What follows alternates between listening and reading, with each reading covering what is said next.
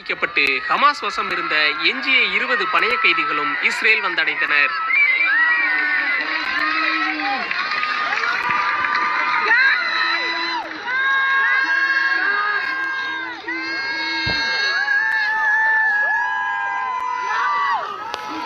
October 7 தாக்குதலின் போது இவர்களை ஹமாஸ் பணைய கைதிகளாக பிடித்துச் சென்றது.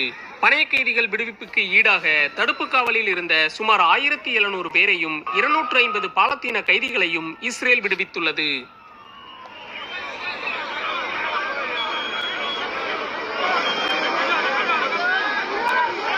பாலத்தீனர்கள் என இரு தரப்பிலும் மக்கள் மகிழ்ச்சி வெள்ளத்தில் காணப்பட்டனர்.